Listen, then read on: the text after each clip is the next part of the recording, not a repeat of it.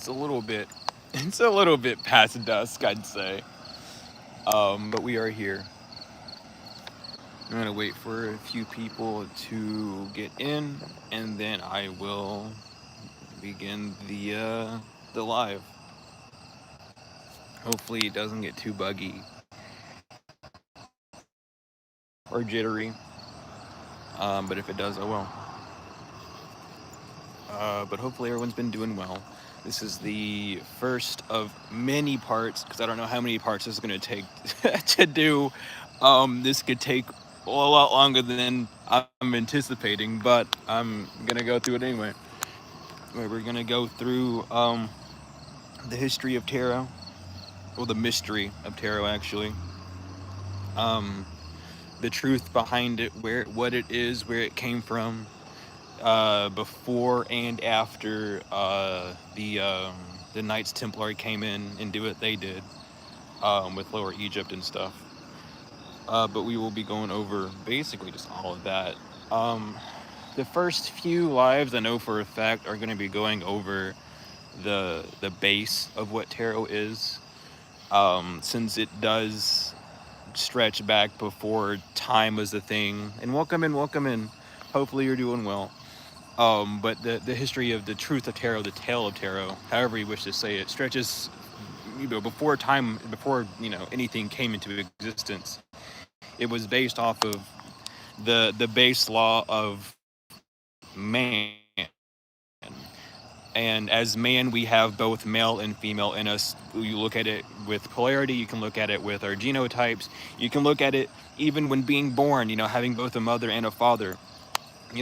Tarot roots in that aspect of what the creation of man is, will be, what it can be, what it could be, everything. It stretches all of it. So in the beginning of how tarot was, many of the mystics, many of the scholars, in their early overstandings, even before Tahuti Thoth, came down and wrote the tablets, these were just laws that not necessarily man would know, but the Neturu, or the divine, would know. The gods, the goddesses, etc., right? Those are the ones that are creating these laws. And within that, before the cards were a thing, these were basic things that man knew. Man knew that he, if not fully was to, had a part of them that was able to have that opinion, being able to have the egoic side, being able to determine, with free will, what they either do or not do. Tarot has that in the laws within the cards. You can see it not only with the masculine and feminine representations on the card, but as well as the polarity of how tarot is. You'll have, obviously, the sun and the moon. Obviously, you have the lovers and the devil. You would have temperance and justice, things of that nature. It comes off of not necessarily opposites, but polars. If one side is saying that there is action being taken or masculine, there will be a feminine or a receptive card behind that. And welcome in, welcome in. So when dealing with tarot in its creation, before it was even, put out in the cards, it was up to man themselves to kind of take a step back and see what they were doing. It was easier back then, obviously, because when man was first created, we didn't really have trauma. We didn't have all the issues that we would deem issues today. We didn't have anything that was going on today. So it was easier for us to kind of step back and pause and have a recollection and be like, wait a minute, is this not it? It was also kind of easier because we were not, there wasn't as many for one, but it was also set in tribes. It was more of a communal, rather than us just being kind of spread out and not talking. We mingled, we intervened, we did. It was, I mean, can't overstep that boundary. But this was before even the tribes would intermingle in that, you know what I mean? This is when the tribes were there and all they would do was using for trades and stuff. But the mind was able to comprehend and handle those things a lot easier and better, just because we had less of an outward opinion. We had less of, not necessarily diversity, but we had less of that egoic need to obtain things, to have or to want more than another. Um, but as well as that, we'll take a step back further. Um, and I'll just explain real quick how the Neteru created the universe. The one voice being of God, of Anu. You know how it is. That's why it's called the universe. It's one song, one voice. That voice was the word. That word is God. The Neteru had, it was a dot. Some people know it as the cosmic egg. Some people know it as just a dot. Um, But when that dot was there, the Neteru, and this is after Thoth broke the cosmic egg, um, with his word and creating that light, creating that existence, they took that dot and expanded it to a circle, and then made that circle into a square. They took that square and split it into four pieces and put those four pieces back into that circle. And with that being said, that's the four corners, the four elements within that circle.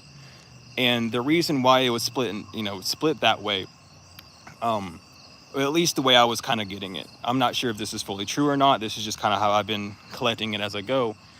And that would be like the three within the two. The third step was to make that circle. Make that square. Um, but that was already present within that circle. It just needed to be chopped up. So that would be your three into the four. Your three, the Father, the Spirit, the Ghost, the Holy Spirit, the body, the soul, and the mind, with your four elements, creating the seven God, the body of the universe, right? That's kind of where I've kind of pieced it together.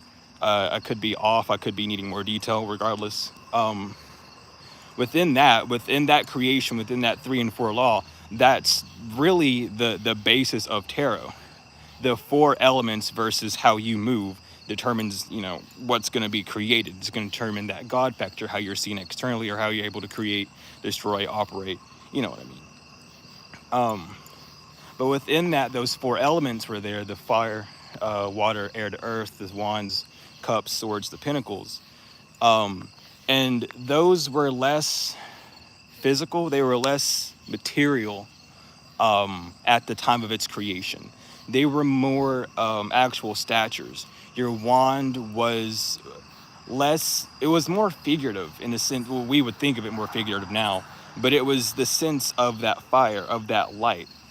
Not only being able to sustain light, as you can make that stick go on fire, but it can also not be, but create that light, as you can make fire from rubbing those two sticks together with friction and stuff. It's seen as a dual action, and that's because the wands are talking about that creation, that initial spark from turning that dot, from the dot into the circle of what we knew it, of life, of eternal, right?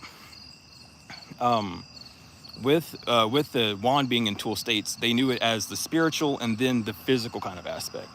The spiritual, or the God factor of the wand, is before it even happens. This is before your consciousness, your super consciousness, just however conscious you want to say, like your mega conscious. People have different terms for different things. It's beyond that. It is the initial factor that gives the permission for it to happen onto the physical.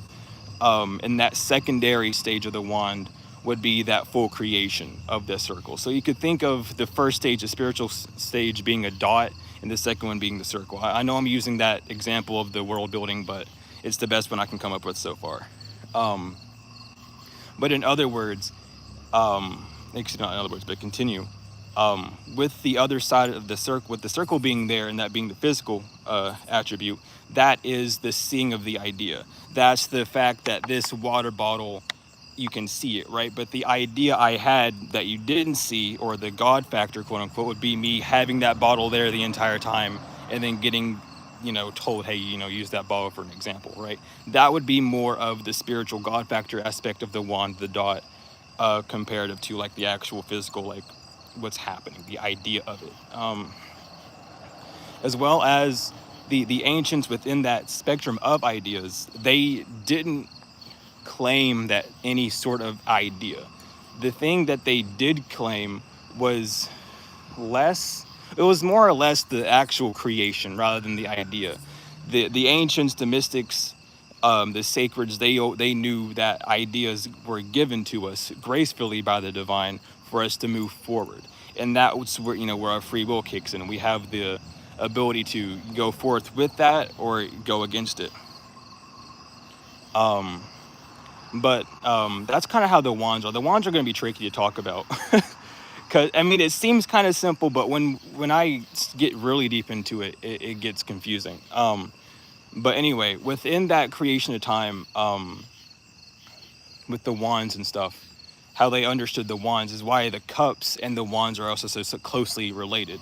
When you go from the wand to the cup, I don't have the cards on me, unfortunately. I would show you, but the Ace of Cups, the dove on the Ace of Cups is the wand going into the cup. You're cleaning out your cup by burning it and then filling it up again. That's the phoenix rebirthing. You can call it however you want, but that's the symbology that's happening there. With that being said, the ancients and mystics knew that cups was not, it was like water. It's your feelings, it's how you're moving. Not only that, but water takes the shape of whatever it goes into. What is your circumstance? What are you morphing into? How are you changing? How are you nurturing things? How are things nurturing you back? Um, uh, kind of. You can say it like that. I can get where you're meaning that by the horizon. Yeah, you can think of, yeah, because the wand would be the two phases. The wand would be before the horizon came up, like right before, and then also the horizon coming up. So it'd be like the rays of light coming up, and then you seeing the actual horizon. But you can think of it like that. With the cups, and also sorry if I'm not looking at chat. I'm looking up and down and wandering, and so anyway, with the cups though, they knew it as how water operated. It's a nurturing factor. It's a factor of life. It's consciousness in that sense. It's able to obtain and keep hold of shape without effort. It just does so easy. Not only that, but how water operates. I already am. Anyway, the how the rough waters have rocks underneath them and smooth waters don't. How things correlate like that. The ancients, the mystics, all seen things like that. So when, instead of, well, we'll say when you see the cups, but like they knew in the sense of focusing on how they're moving, how they're flowing, not only by speech, not only by walking and by language, by breath, by everything, because they understood that the way that you're, taking things out, the way you're moving describes how things are moving internally. It was seen less of as like a weakness or a falsity, but more as like what that individual would need to work on, or what needs that nurturing, or what needs less water. It's the same thing as like, growing a flower or a plant for the first time. Sometimes you overwater it, sometimes you underwater it. You know what I mean? You got to move it around sometimes, different locations if it grows too much in one pot. And that's kind of how the ancients seen it. Instead of taking it as, literal interpretations of things, they seen it for how it was actually with them. Um, and again, this is before like the cards. They had only symbolisms to go through with the hieroglyphs and other languages before then. They could do is really scribe about these things. I mean, even when you go back, I forgot what the actual term is, but when the Quran, I mean, when it was before it was even written, it was passed down by mouth. That's how, tarot was passed down. It wasn't necessarily a religion or a way of life. It was the law of the human anatomy. It was simply how we operate.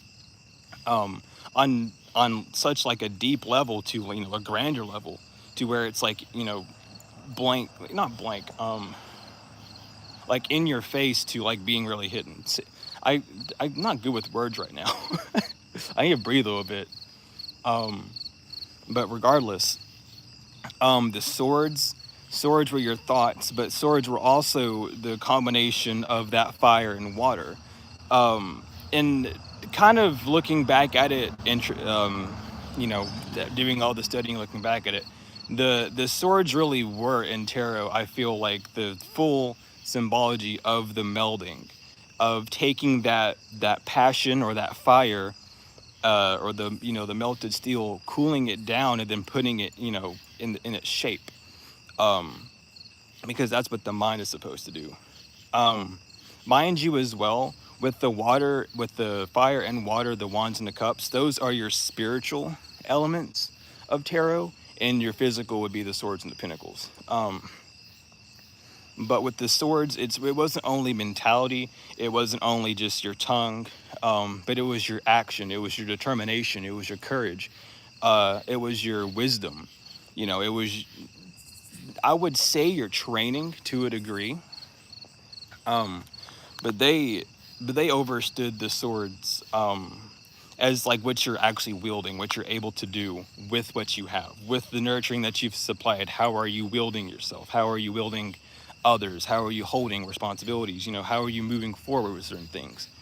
Um, and that thought, you could think of the actual thought representation becoming the circle to more of that square, before it was, quartered. Um, because that was an action being put forth. They already made the dot. They needed to find a way to, split it into four corners. They needed to find a way to split it so that it would have harmony on both sides, with also disharmony, that polarity, that bipolarity, I should say. Um, so within that, the Neteru decided to make the square. Um, and the reason why is because within that square is already a circle. It's just about taking that smooth, position, that smooth round knowledge, and chiseling it back down, to be kind of quartered or rough and rigid in that sense. Um, so with the swords, the ancients knew the swords, again, like all that, but it relates not necessarily to the ego, but to the primal mindset. Even your swords can relate to your instincts. Um, yeah, you can think of the square being the masculine, and the circle being, the feminine in that sense. If you want to go that route, the dot would be the preconception, or the marriage. You know what I mean? How raw, and them, they created themselves. That would be that raw point. That would be the true God point. That dot. Before the Big Bang happened with the breaking of the celestial egg, the cosmic egg, excuse me. Um, but with the sword, it was about the instinctual mind, that animalistic part of the mind as well, because it tells you how you're actually moving. When you're sitting there and thinking, you're not necessarily in that instinctual mode. You've paused enough to be in that point, not to move forward. Um, and even like to kind of bring us up to like date, like today's time, you can really see that whenever people, are dealing with anxiety or having panic and stuff, you'll notice, once you break it down and get used to like this way of thinking, this way of breaking the cycles, you'll see it happen. You'll initially see what causes that action, and you won't start off from, oh well, they did this to me. You'll be able to bring it back to that core point where it all started. um but you'll notice when people enter the cups phase, it's like they immediately jump to the pinnacle, because they skip over that thinking phase. And if they don't skip over, if they do go through the thinking phase, they miss that reasoning, which the reasoning is what brings you to the pinnacle. The reasoning is, well, obviously it's the force moving of why, it's the purpose of it. But reasoning gives you that advantage point of knowing what you're doing, while also having the wisdom, to use it properly. It's like building a bed for the first time. You're not going to throw the instructions out, and then try to build it on your own. You're going to get frustrated because it's not going to make any sense. You're not unable to reason with it. You need those instructions so you can have that sort of reason and know where you're going, right? That's where your reasoning comes in, and that's kind of also with the swords. Reasoning was a lot easier to do back then. It's not even that hard to do now. It's just people want to be disagreeable. But, we had the trade routes. We had, all sorts of, bargaining. We were, I had the word in my head, but it went away. Anyway, we were able to trade back and forth, and that was within good reason. It wasn't based off of monetary gain or, oh, you need to give me this much because this is worth that much. It was based off of reason. I can give you this. What can you give me back? In that sort of sense. And that's how the ancients, lived. That's why they were so together and moved, so really seemed so fluently until the whole Enlil situation. Um, but regardless, um, the that's I'm gonna kind of just pause here and talk about like the three stages, because those three stages are what led to us reading about in the books of how close together people were, and reading about the tribes and how closely knit they were. That's what led to all that, having those three phases first. um a lot of people are stuck within the cups and swords, because of that lack of being able to see that split second process. But again, like, it's not really for everyone to see or really to get. It is the deeper inner workings of just how the body works. Which, I mean, I'm gonna jump around a little bit now, but even when you look into like the Masonic rites and like the Scottish rites, right? When they start to talk about tarot, you'll see how they represent it within the body. It's TA, auto, and then T, and then it begins again, because instead of I'm already live. Anyway, it's a double T factor. And the T is representing of the Tau, which is an Egyptian symbol, if you didn't know about that. But that's where the letter T comes from. It wasn't the, no, it was the original cross. I forgot. The other ones were more of or the Crusaders sign rather than an actual cross. Um, anyway, I kind of got off topic and forgot where we were. Um, but anyway, going back to how the ancients and stuff, how they move within tarot, they were able to, because they had all those things figured out. If they had an issue, they were able to reason it out. They were able to walk up to someone and be like, hey, I have this issue. Let's work together to figure this out. They overstood the things that we all say today's time. It takes two to tango. There's two sides of one coin. You can't do one thing without the other. You know what I mean? All these sayings, they had them ingrained. It wasn't just something that people said mindlessly or as like a get back, or as like an escape route, however they're using it, right? It was used as a law, not necessarily one that would be punishable by the divine, but punishable by the self, and by those around. It was more of a not determination, but it was a detector. I'll say that instead. A detector of your humanity, of who you were, of what you were capable of. Not necessarily capable physically, spiritually, mentally, emotionally, but capable as a living being with others.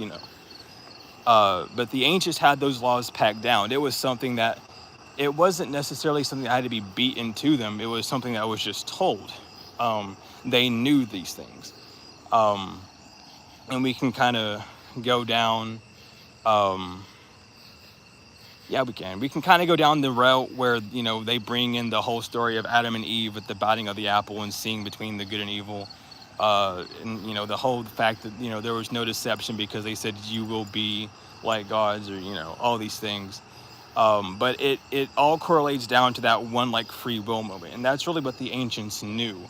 And even within the Bible, the Vatican and the the Templars, how they rewrote the books and these lessons that were passed down from eons, with all sorts of different histories. The Asiatics, the Africans, the Egyptians, even the Europeans. That even though it was off branch, they still had some point.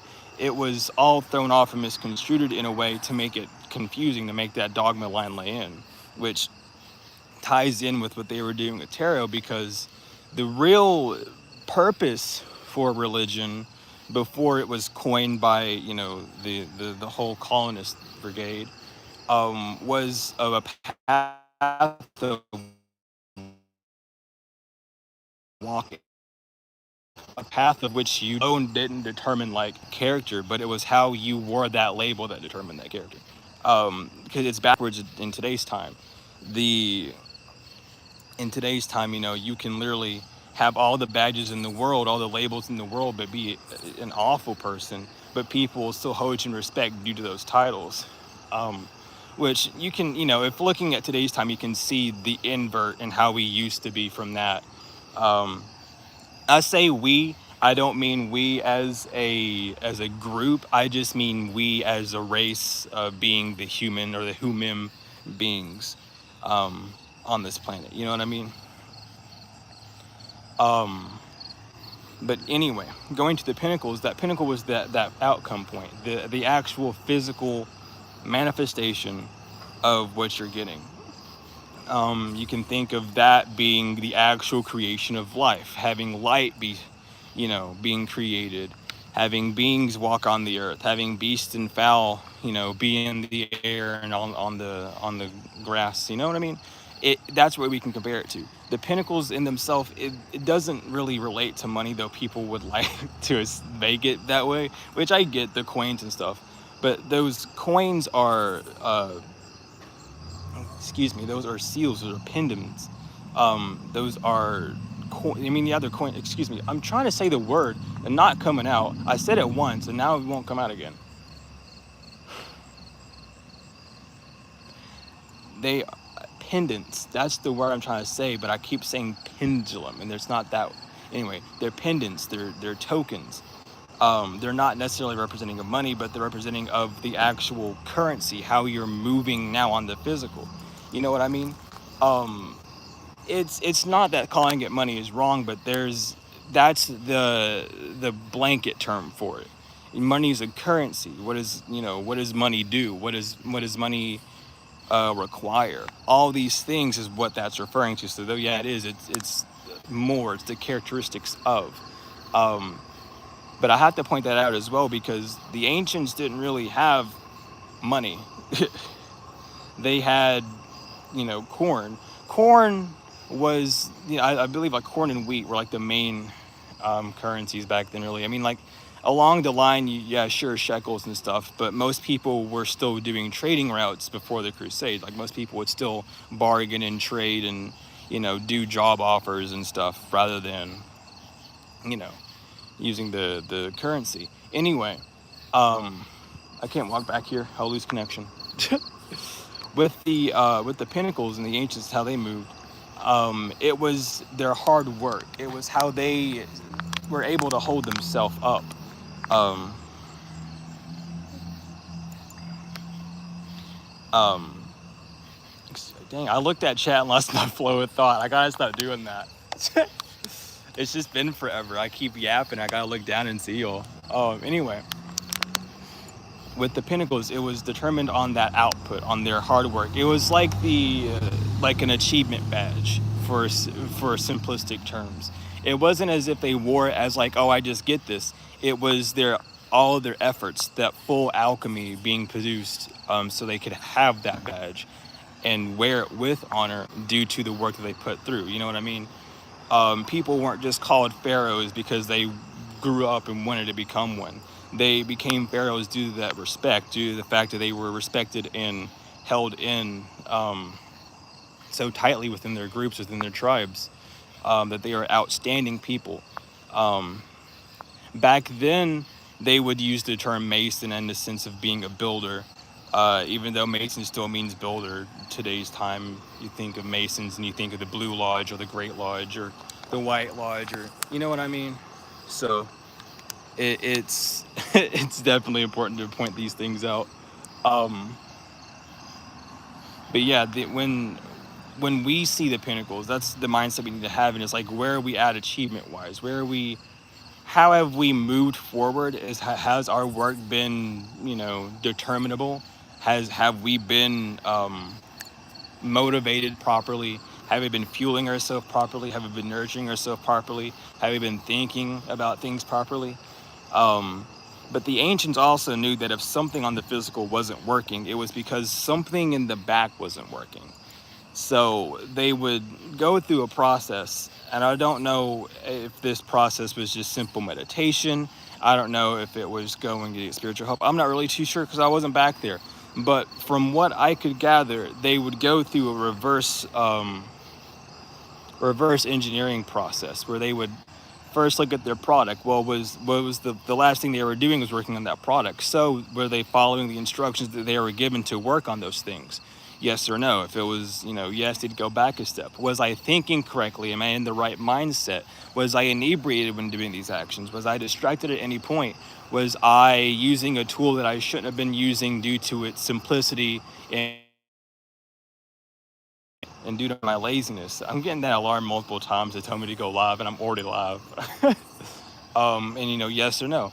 If that was a clear cause, they'd go back. How was my feelings walking into this good? Did I wake up? Did I rise? I mean, and feel under? Did I, not have the best of mood waking up? Were my feelings sporadic? Did I walk in on this job or on this incident feeling agitated and mad, or did I feel in my natural state of happy? All these things. And it go back to the idea. Was the idea worth it? Was this a good idea? Was this something worth my time, my effort, my energy, all these things, right? They would go back and think to that. We do so, but in a way that, well, we do so now, but in a way that's more damaging to self. We do so like, oh, that was a stupid idea. That was dumb of me, all these things, and that beats us up, making that cycle inevitable and keep filling itself in.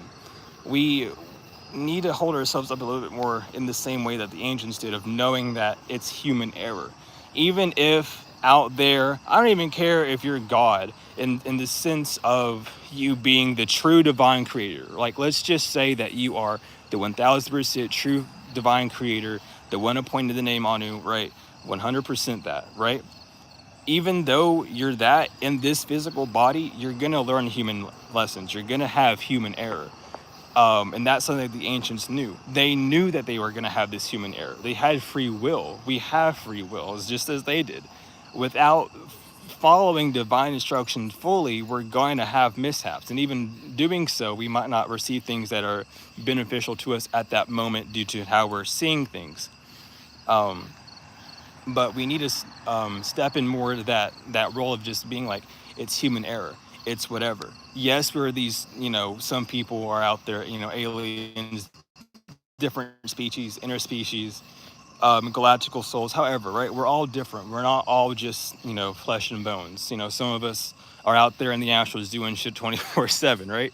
It's about human error. It's about having that grace. And that's part of also like what we have is that free will. We don't necessarily get punished as much as we would like to think by the divine, more than we already punish ourselves. Um, so within that, having that grace makes it easier to work and trust in the divine. Um, but uh, it's an important kind of process to talk about when talking about the creation of tarot, to kind of bring up even what the cards mean. Um, because you kind of can't remove that aspect of it. The way that Pamela Coleman Smith made the cards, the characterisms and the mannerisms, the facials, the colors, everything that she did on those cards was intentional. In the sense of telling that art form out, explaining how the ancients were. These are the sacreds. We would say the word secret, but the real word for secret is sacred. When things are kept secret, they're sacred. They're meant to be held close, hidden, not necessarily silenced and kept away from anyone, but just hidden, for those that are able to receive. You know what I mean? That's the sacred part of it. Um, but we need, it's important just to go over all of it, because those sacreds that are in there, um, are hidden within those cards. Those life lessons are hidden within those cards. Those human error answers, are in those cards. But it's the science behind those cards that is missed. People are reading the cards, which is beautiful, but there's a science behind it. That science, though, yes, it does deal with spirits, it deals less with the actual personification of those things and more to do with what they are, what how they personify within you. Um, and in taking it a step forward with the tarot, I mean not tarot, astrology, zodiac. I mean, god dang, I got three hiccups here every time I mess that up. But going into the zodiacs and how that is the animalistic version, that is the sides of you that are moving through those certain lessons. The Marshall's law with Mars. You have Venus, the beauty. The beauty is in the eye of beholder. Mercury, communications. The Achilles heel. All of them are there. Um, but it also goes down to the zodiac where it has like the Libra, all of them, the Taurus. They, even though they all are representative of like that the animalistic side, they also have like the actual animal meanings. Like for instance, Taurus. You hear a lot of people say, "Oh, Tauruses can be bullheaded." Yeah, it's funny because haha, with them being like a bull and stuff. Even though that's a funny thing to say, it's not incorrect. To be bullheaded or red-headed or hot-headed, however you want to say, it just means to be easily irritable. And that color of red irritates the bull because, well, I don't really know the science behind that, but the color red is a very basic color on our frequency for our eyes. So whenever we see it, we become alert to it. So in the sense of like a metaphor of that being bullheaded, it's saying that they see something that they won't like and they'll go after it. Or yeah, just as you said, Queen, or very determined, because bulls are heavy lifters. They do a lot of farm work. They're really, they're hefty animals. Bulls are scary up close. I'll be real. I've seen a few of them. They are not. They're friendly. They're adorable, but damn, they are tough. um, but as well as that, you have that aspect of it.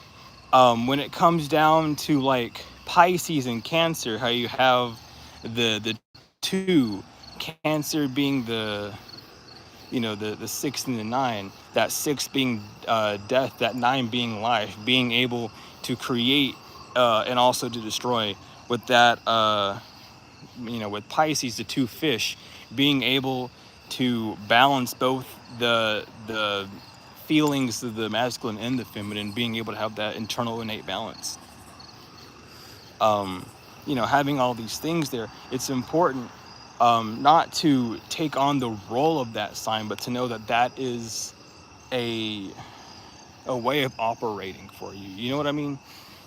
Instead of being like, oh, I don't know, I'm a Leo, so that means I do this, this, and that. No, it just means that you or your son, whatever, is under the scope of Leo. So in order for your son, your ego to be satisfied, you must move in the light of Leo. And that Leo light, if you didn't know, which is really funny, Leo light also transcribes to divine light. It is the great big light, the sun. So seeing it in that aspect also helps. But again, these are things that the ancients knew. You have to think back to this thing. Tarot wasn't just invented like a few weeks ago. It wasn't something that was new or just came up like last week. These are symbols, these are symbologies, these are hieroglyphs. These have deeper meanings that we don't quite get on the surface because we're not taught those sacreds anymore. They're passed down from grandma, from moms all the way down, sometimes from dads, depending. But it's not like we constantly will, just, what I mean. It's passed down through families to generations. Not many people have that family connection anymore. Household dramas, household traumas, et cetera, that keep us away from that family, that keep us away from those secrets. Sometimes families regress in their beliefs as they get, as things get older, as they get older and this time moves on. Whatever the reasons are, we're just not taught them. These are things we have to go out and search, or hopefully, luckily, find someone to teach us along the way. Regardless, these are things that tell me to go live. These are things that we have to look at and move forward with. when doing tarot, because when and again, I don't know how many lives it's going to take, but I'm going to straight up go through it all. I don't care if it takes 1,000 videos of me coming up here and talking about the history of tarot. I will. But the more we get into it, the more you'll realize is there's an actual state of being that one really has to be in to read tarot. You can't be jitter-minded. You can't be all over the place laughing and all sorts of stuff. You need to be able to be in a grounded state so that you yourself can dissect what those cards are saying. So you actually can grasp what's going on. You know, you're not just reading, you know, what the cards have. You're telling the individual what's going on through them, through those symbologies, through that symbolism, you know. As picture speaks 1,000 words, and that's all tarot is pictures and symbology. Whether the numerology, because that's still symbolic, whether it's the actual symbols on the card, whether it's the name of the card or how they're held, like the high priestess. Do you know what a high priestess is? Do you know what a hierophant or a high priest is? Do you know what an emperor or empress is? All these things that we hear and we watch and see in movies and believe that we know, we need to be able to actually know what they are, so that we know whenever this comes out, it's not just talking about a personification of what you can embody or how people are seeing you, but it's part of the great secret of what you're embodying or what is that struggle, you know? It helps you see what skills you need to bring up or what skills you need to, you know, bring down, how you need to move and harness the energy so you can move forward. And it's, I mean, and again, like, all of this stuff is going to take a long time to go over because there's so much I could say, but I'm biting my tongue a little bit because I want to also get down to the history, which next live is going to be a lot more about the history of it. I'm still, and it's not going to be in order. I'm still trying to figure out bits and pieces, but we'll begin from around, before the Knights Templar came for the first time to get the oh my god, why can't I remember words right now? Not the tablet, but the dude. Wow, I just can't remember. Yeah, in the elements. Well, I can talk more about the elements. What the hell is that thing though? Whatever, I will remember it later. It doesn't matter. It doesn't matter. Anyway, with the elements, that goes in, you know, the alchemy, which is really interesting because there is one, god dang, I can't remember the element. It was fire, water, and air. Yeah, that's what it was. Yeah, fire, water, and air are the primary elements, because with fire, water, and air, you then can create the dust or the earth, right? Those three create the four. That also goes back to the force elements being brought back into the circle, all these things. Anyway, I forgot completely about that till now. I was trying to remember that earlier. But with the elements, when we're focusing, and that's why when it comes with the pinnacles, it's like a no-brainer almost. Like when you hear a pinnacle or you see the pinnacle, it's like you already kind of know what it's going to be. You already know it's going to be something relating to the physical. You already know it's about something about gaining or losing something on that physical. You know what I mean? It's something that doesn't need to be explained. But the way that the fire comes to life, the way that the water moves, and the way that the air, you know, breathes on you, need to be explained in a bit more depth, because those things we don't interact with as closely. I mean, unless you just spend all day airbending or being a pyromancer, you know, or like water bending, you don't really deal with those elements all the time. You deal with the physical 24/7. So when it comes to those three elements, those three main things, and you can even think of it being the spirit, the tongue, and the voice, if you want to go that deep with it. But when it comes to those three elements within tarot, those are the ones you're going to look at the most. Those are the ones that are probably going to be the eye catchers. Not necessarily the element towards the zodiac, but the element itself. But yeah, with the fire, and even with the fire, the whole funny part about tarot and how it like all connects is even on the wands, you still have the physical element of the wood being there, so that represents that pinnacle, that that earth element. You have a stream in the back representing the water element, and the air, well, the wind in that card. Presumably the space is what it would be, but I would just call it the air because it's depicting of a scene. So all the elements are going to be in all the cards regardless. But when it begins with the Ace of Wands, you're faced, especially with fire, the destruction and creation. Because again, in order for fire to make that light, it has to destroy or burn through something. So you're looking at both, death and life, the end and the beginning of something. Um, Within that. So, when dealing with the wands, especially, the numerology 1 through 10, your first three phases are the cardinal, that'd be your Aries, the beginning, fire. It's not anything too big, it's nothing, spectacular, but it is there. John wanted to make sure you were okay. Yeah. Yeah.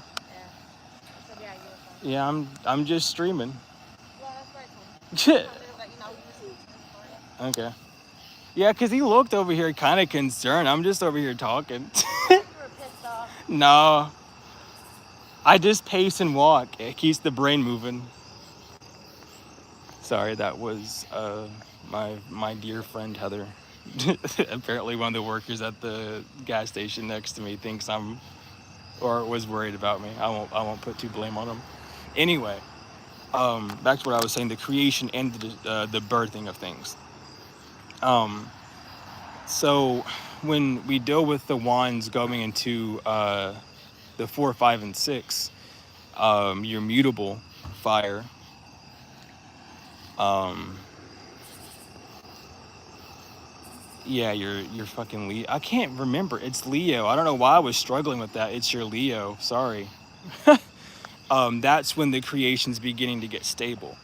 It's a big enough light, and you can even think of the 5, 6, 7. If you ever watch like bonfire videos where people throw like the gasoline ball and it shoots up, you can think of that being your 5, 6, 7. It's your apex moment.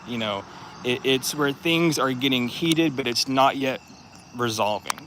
Um, but again, that's when the fire is being more creative. That's when your actual passion will either move you forward or halt you. And you can even kind of see that within the cards themselves. 5, 6, and 7 of wands, even the 5, 6, 7 of cups, swords, pinnacles, doesn't matter. Just remember those basic rules, how it's split into threes, and there's three threes for each element. Um, 2, 3, 4, 5, 6, 7, and 8, 9, 10. Leaving the aces and the courts out. Anyway, dang, what was 5, 6, 7, right? That's your motivation, where you're either gonna make it or you're gonna just fall back and break. Your 8, 9, 10. That's your resolution. That's when things are fully coming complete. Um, and to kind of put this into like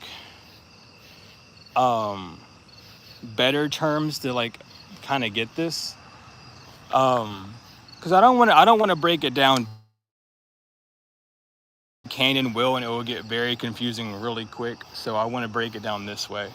When you have a moment of thinking and you're going back and forth between should I pay attention to this or should I not,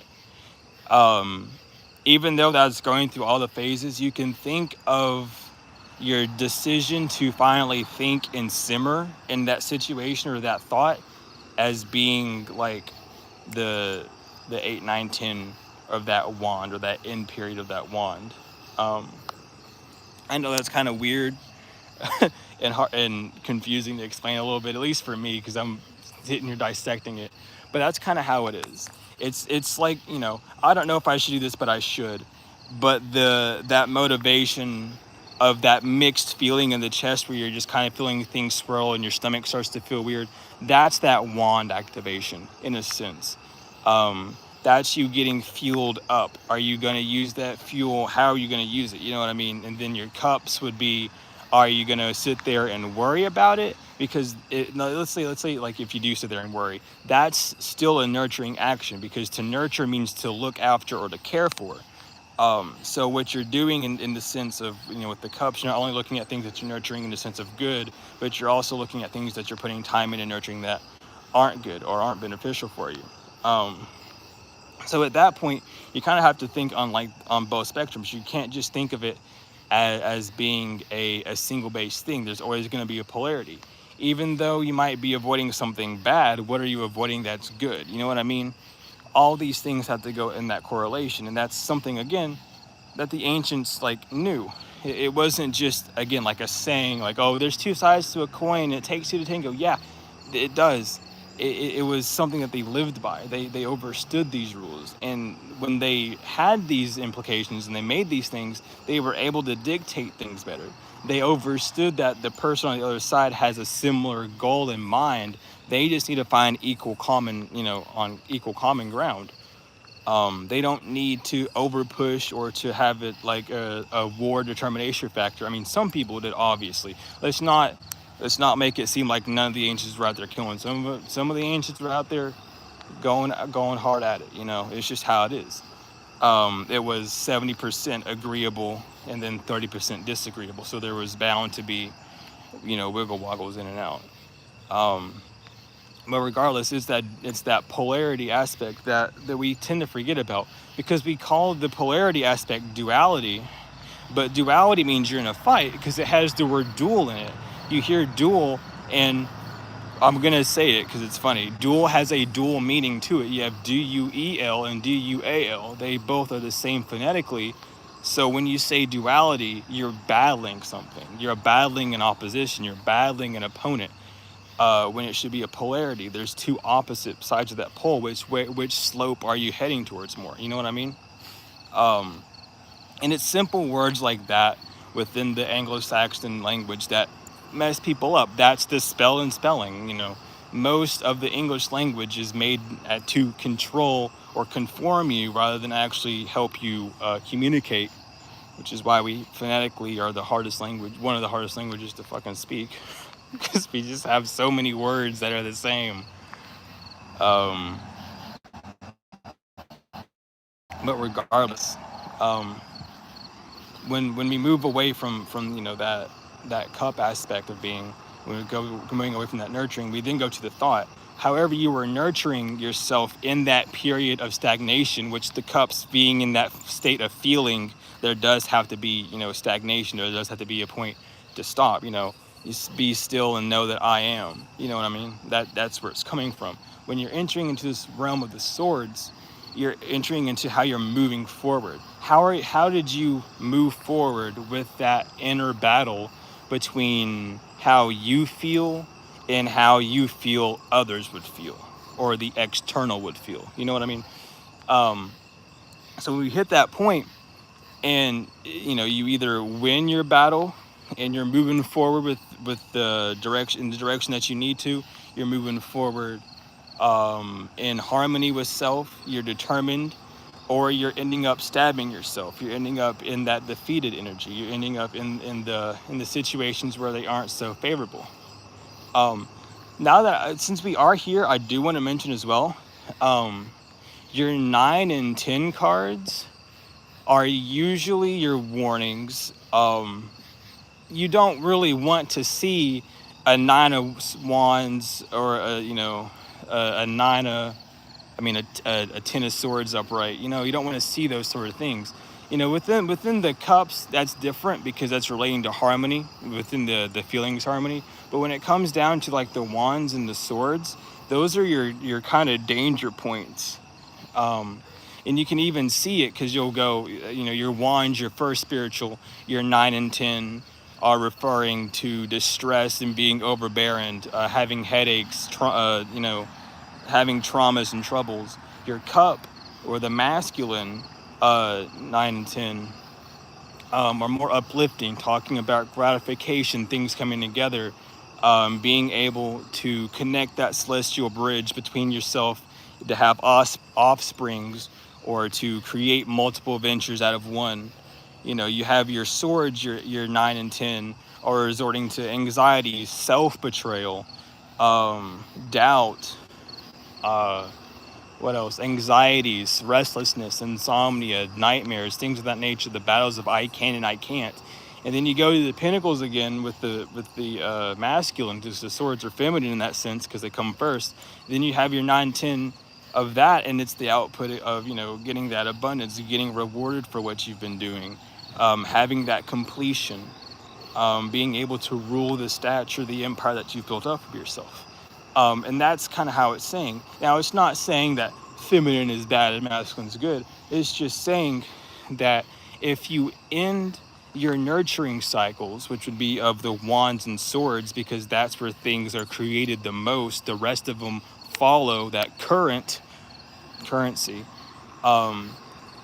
It will lead to a bad offspring within that next stage. So it's warning you, hey, go back a few steps and make sure that you're good there before you hit, further ahead. I know this isn't about the history, but I had to throw that in.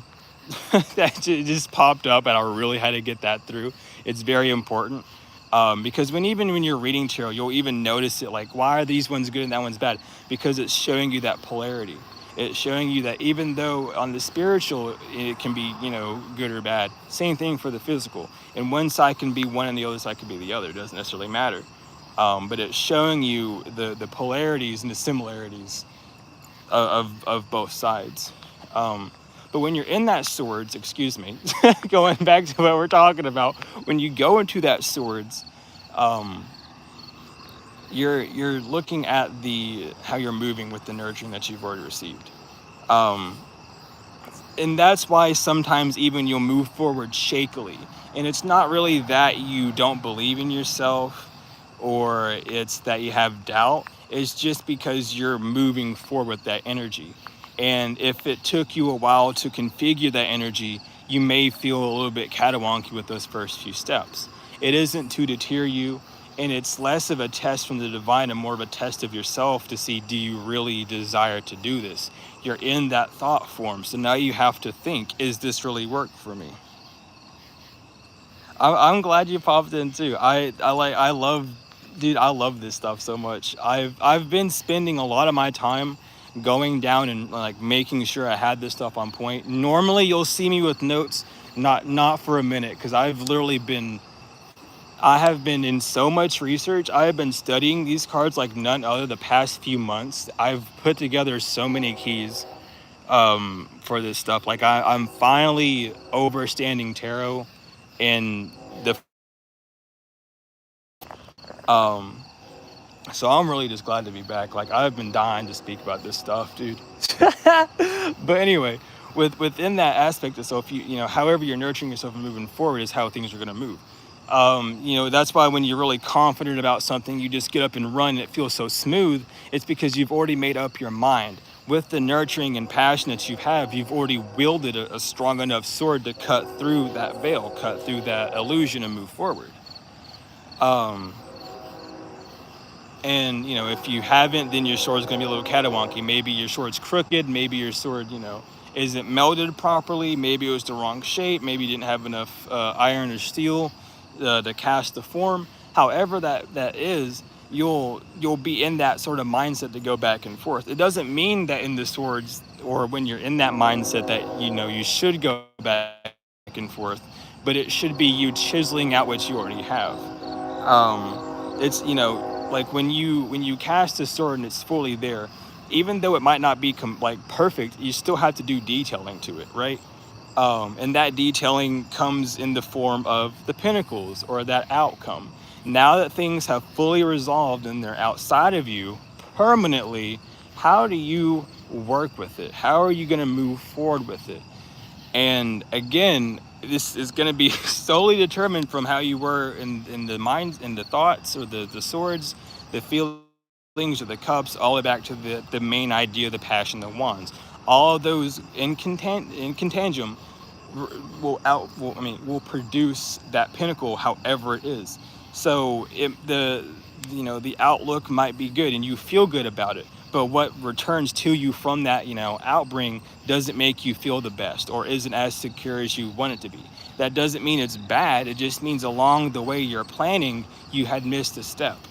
that's just that human error of learning.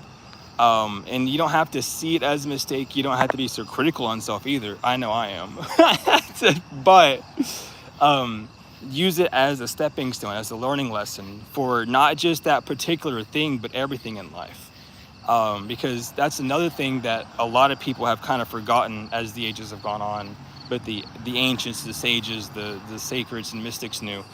It's everything you do relates with everything else. And I mean, we all get this, one love, the law of connectiveness, all these things. But it's we forget about it when it comes down to day-to-day things. Like, let's say you're walking and you trip.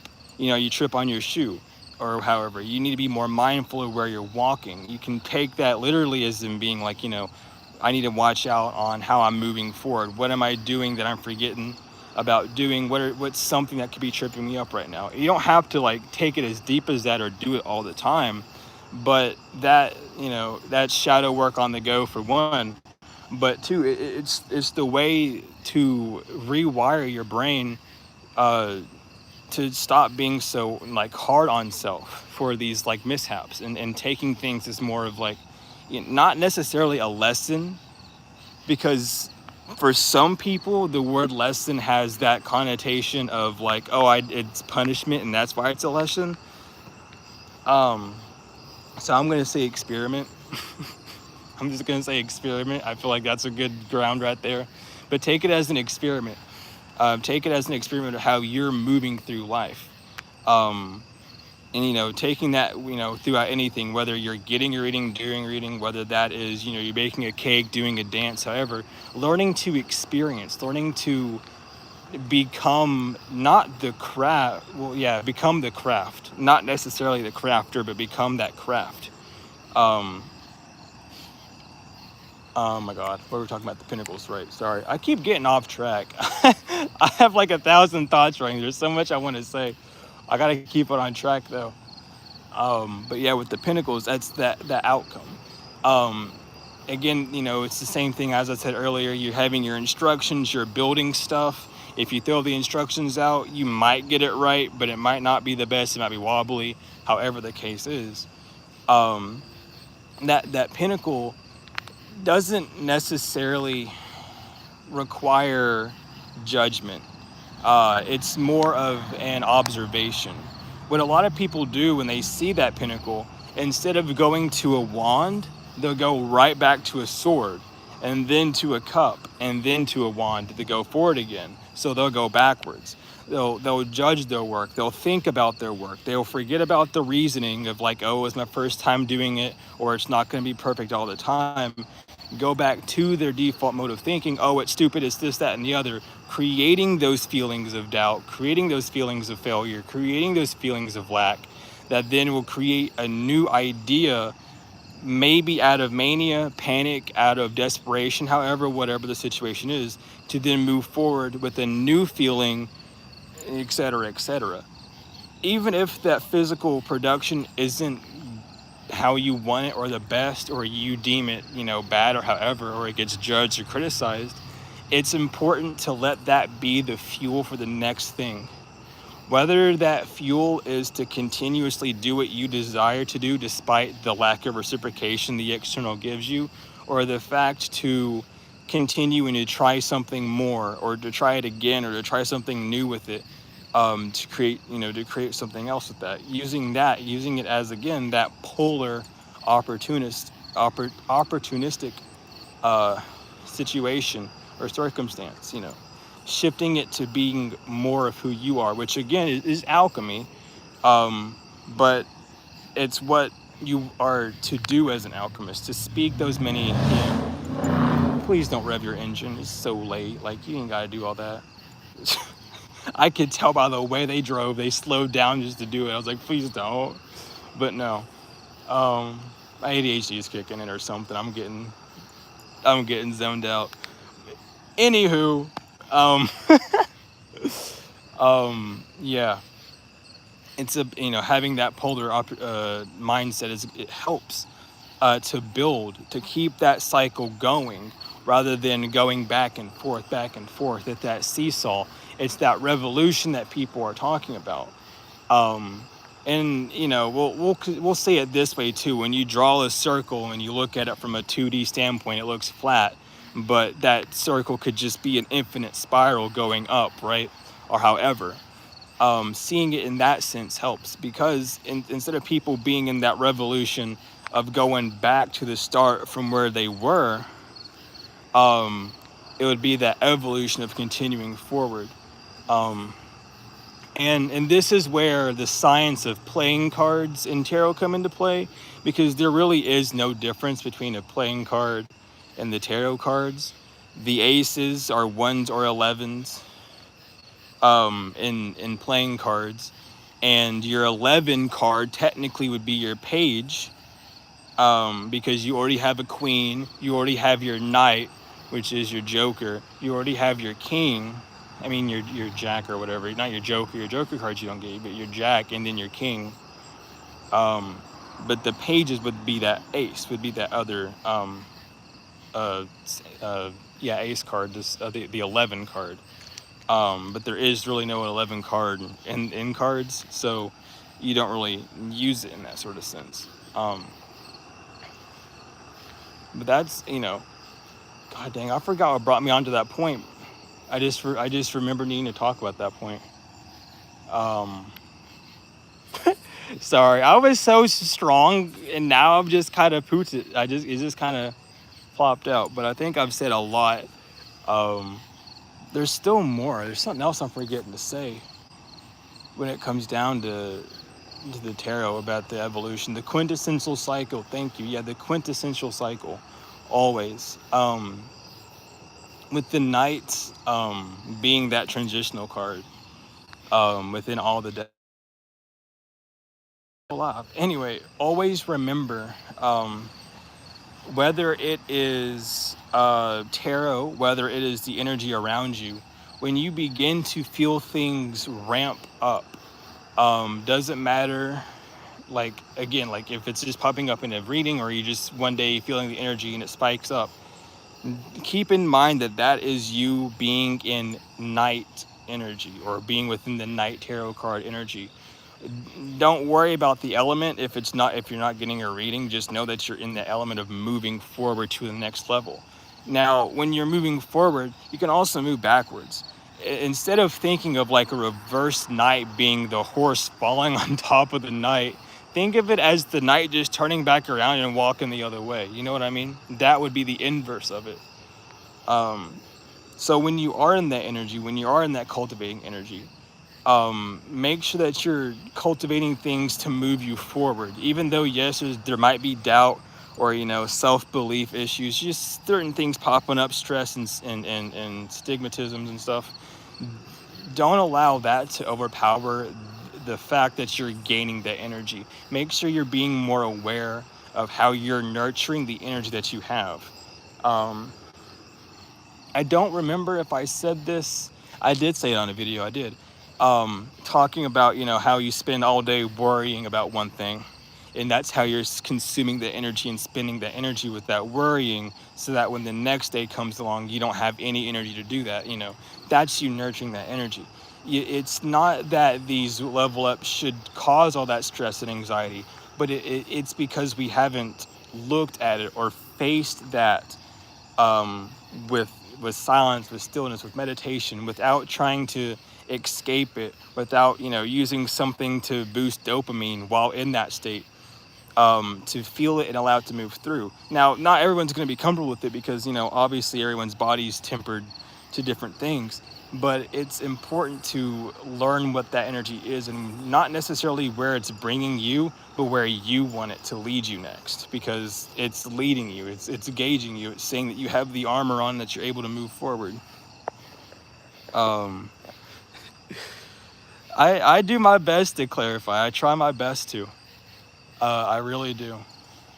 But if anyone has any questions about what we've gone over with tarot, or just in general, let me know. I'll spend a few minutes with doing that. But I do gotta go inside at some point and get some Betty Ba. But I really have missed this. I know a stream was a little bit later than usual. I mean, well, then I said it was gonna be because I said dusk. But my phone had charged and we had an incident over here that had to be handled. So we have been busy. But hopefully everyone has been doing well. Um, if I think of anything else to say within these few minutes, I will be sure to say them. But if anyone has any questions, feel free. Oh, with the connection with the tarot and Torah. So, interestingly enough, the Torah, or that word, was written by Thoth. Those same laws that Thoth written can also be found within tarot. Taking it a step further within the Catholicism of it all, you can create the tree of life within the tarot. I believe it also has well, yeah, it doesn't have Torah, but it has the rules on the High Priestess card, which is signifying to the scroll within the Torah. Hathor and the Denderas with the tarot. The Denderas told the zodiac and the four elements, and not the four elements, the four seasons.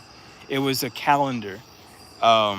Telling of like mankind's creation from where they were to where they're going to be, and that's where the Dendera tablet was coming from within that tarot. It's not that tarot was derived from the Dendera tablet. It was that the Dendera tablet was using the laws of tarot to symbolize what it was, because like we didn't really have materials for cards fully. I know, maybe we did. I don't know. We did. No, we did. What the hell am I talking about?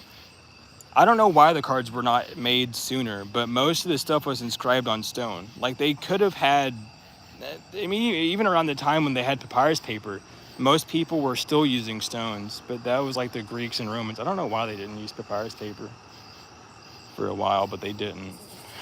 They just kept using stone. Anyway, spiritual law, tarot and spiritual law. That is the Hierophant. The spiritual law can be found within one card. That is the Hierophant. You can see that within the rune of the two keys being at the bottom being the X. The priest and the bishop with the Hierophant standing above. The Hierophant being your higher self, the one who knows the law, the one that has that higher knowledge, that esoteric, that mystic knowledge or wisdom with the reasoning, explaining to both the bishop and the priest that they must work together to be harmonized in that sense. The keys on that card are made in an X for Gebo, representing that rune for that reason. But I can't remember why the bishop and the priest were there due to not only their rankings but their positions of what they did in the Catholic Church. But I don't remember what their what breaks that down.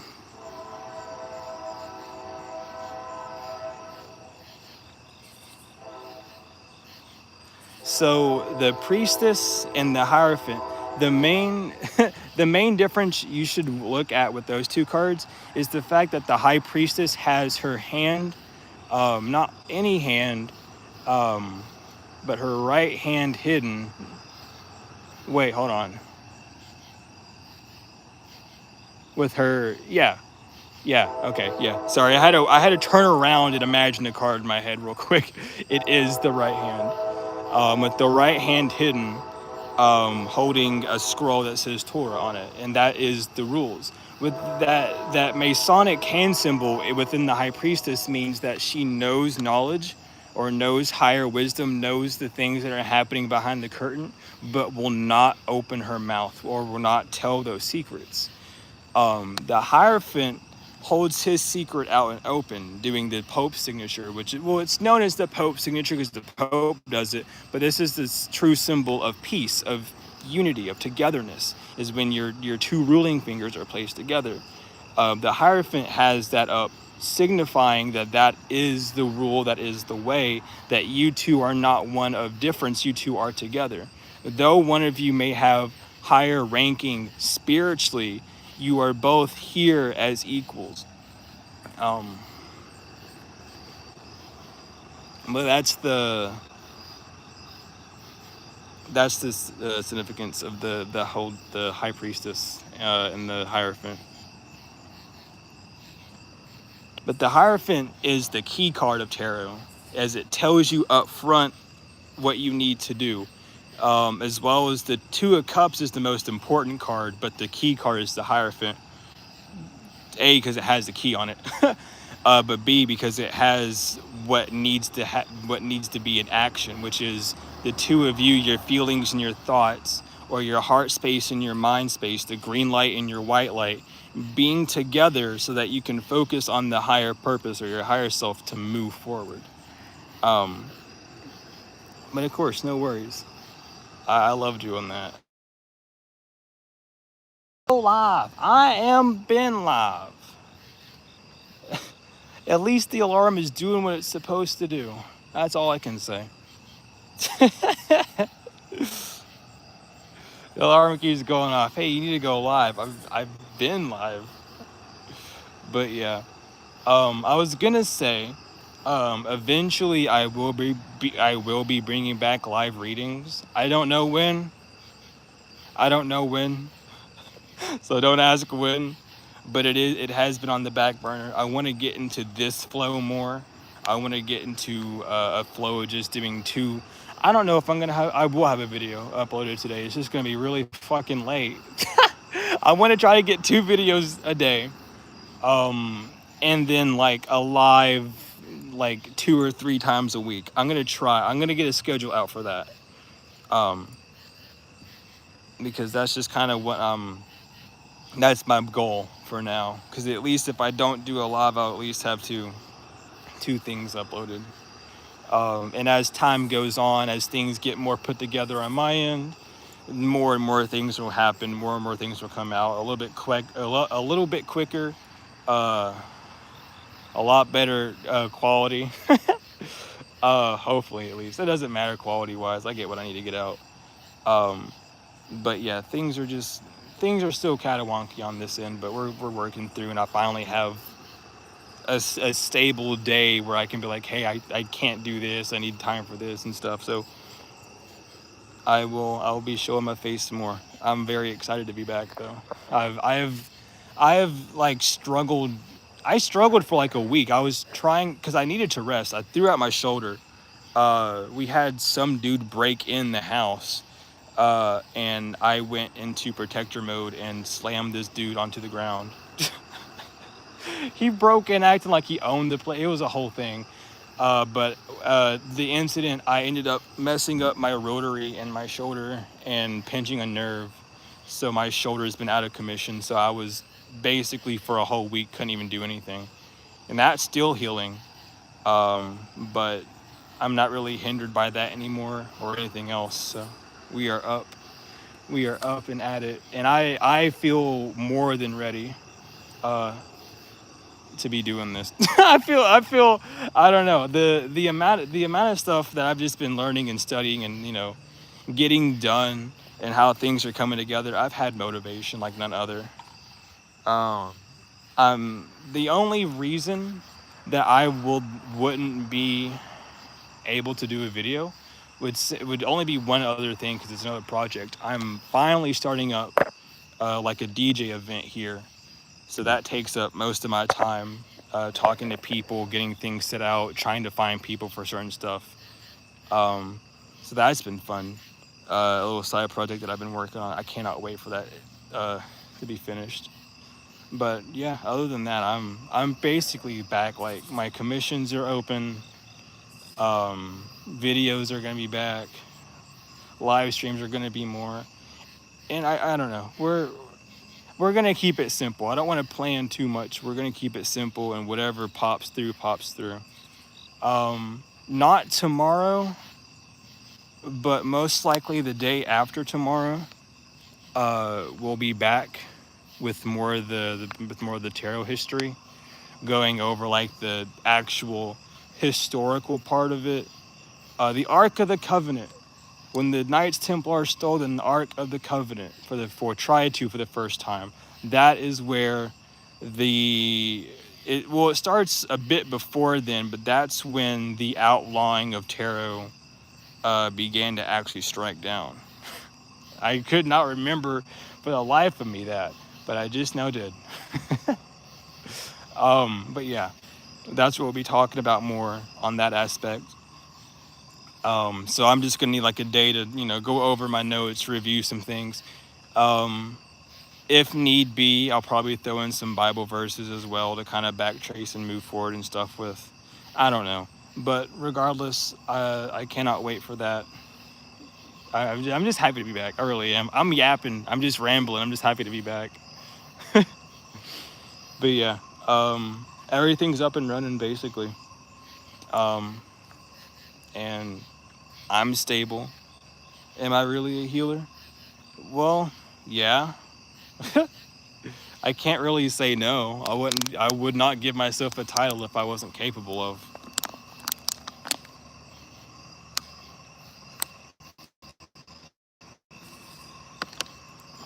Now, I will say, however, in the grand scheme of being a healer, of knowing like not everything there is, but knowing how to heal multiple things off the bat of my hand, not so much.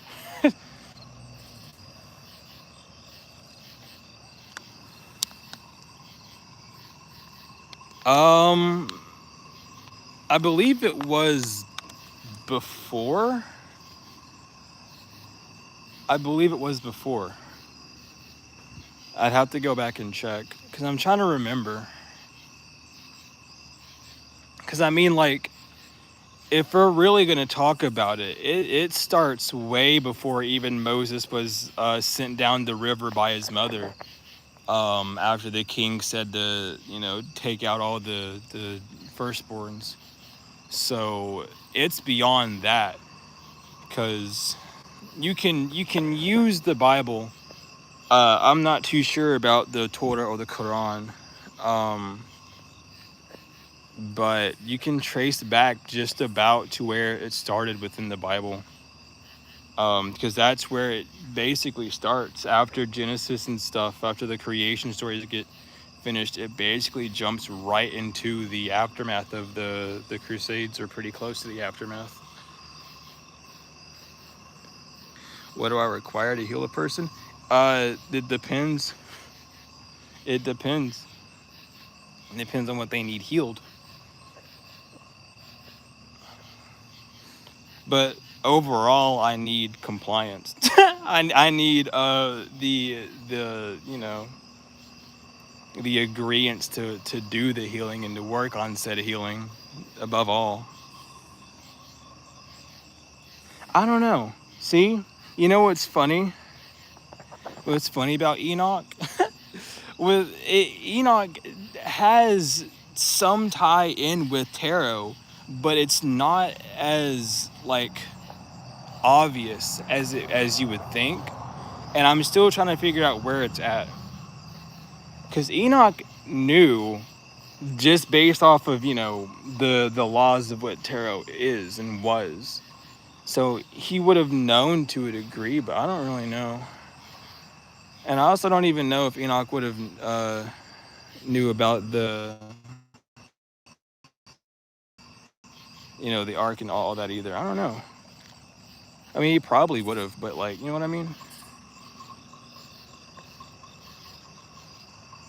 Man, now you got me thinking about Enochian magic. I've been trying to stay away from I've been trying to stay away from Enoch for a minute. I've been doing nothing but studying Enochian magic and doing the invocations and stuff. And the one day I finally zoop out of it, it's brought up again. Yeah, the will in the middle of the wheel, that's one. The lion, the phoenix, the man bearing water, and the bull are the four winds, or the four corners.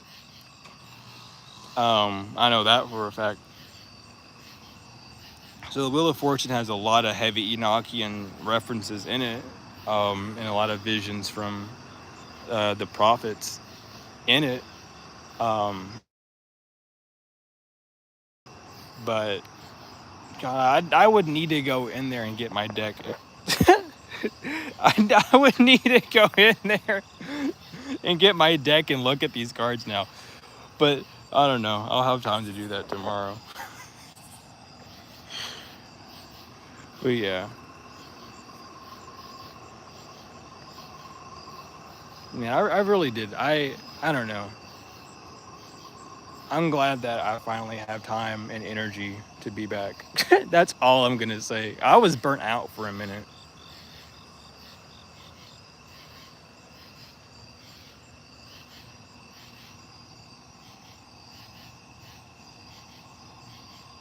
Yes, for sure, Sam. You can send me an email.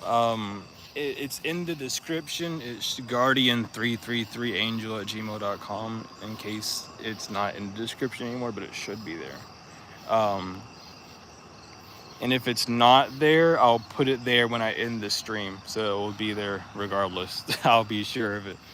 But yeah, I'll be sure to get a lot more information next stream. I didn't expect this stream to be this long. I thought it was gonna be maybe an hour long, but uh, I will take it. um, but yeah, I will be heading out here, and seeing you all here soon. Well, yeah, really probably here soon because I gotta go film. I gotta go make the other reading and then upload that, so you will be seeing me later. Um, Whether it is a shadow hour where you're at or a rising where you're at, I hope it is a very swell one. I hope it is ends up being a fantastic day or shadow hour or rest or however. I love each and every one of you all so much. Thank you for being here. Thank you for the patience. Thank you for sticking around and waiting on waiting on stuff. It really does mean the world to me. I truly, truly love each and every one of you, beyond any measure. And I will see you all later.